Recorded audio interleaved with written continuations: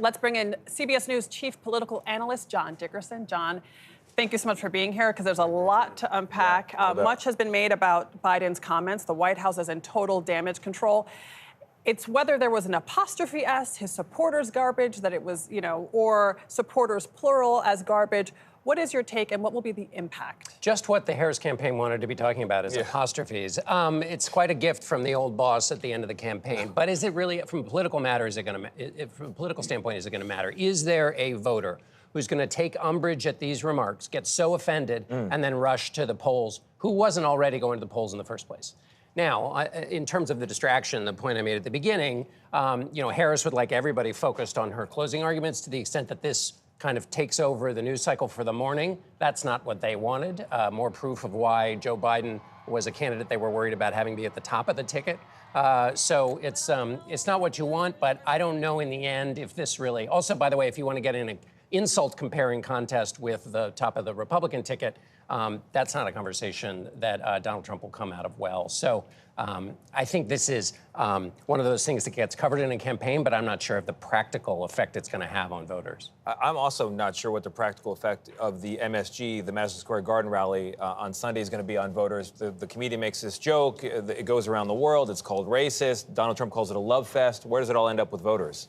We don't know because we're too late in the campaign, and the measuring device, the polls, shows that it's incredibly tight. I think the thing I can come back to is, what does this mean for the presidency? Right. And I think the question about what a former president or the sitting president Joe Biden says or a comedian says, what voters have to ask is, which of these candidates is going to be thinking about the groups when they're in office, when they're making policy, when they're thinking about what are the challenges to these voters who weren't in my constituency?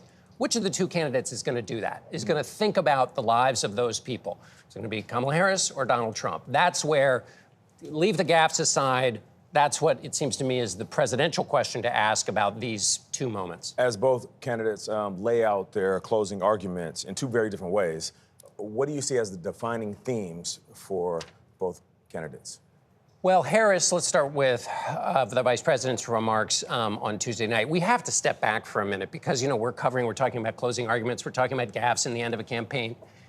This is an extraordinary campaign like nothing we've ever seen before. I mean, almost 4 years ago, the leaders of both parties agreed on one thing, that the sitting president had instigated a riot to overturn 81 million votes. Both parties agreed on that. The leaders of both parties agreed that that had happened. And yet, Donald Trump is now the Republican nominee. That is so large that it's kind of, it bears repeating. And so obviously that's what Vice President Harris was focusing on by staging the event the way she did. I think her closing argument is essentially he has a list of grievances, I have a to-do list. And trying to make a connection between all the bad things she says about Donald Trump and how that will get in the way of what people want in their lives. Trump's closing argument, is basically what it has been, which is sort of a mix of nostalgia, the border, and Harris is too liberal. I should note that, he's also, when former members of his campaign, former members of his administration has said he has, the tendencies of a fascist, he has not shied away from that. I mean, he said, the military should be used to go after my political opponents. So that's a different kind of closing argument than we've ever seen before, that's for sure. Wow. Well, if Election Day is the Super Bowl, you are the Tom Brady of political. I think that's true. For stopping by. We appreciate you, John. I know you're working around the clock.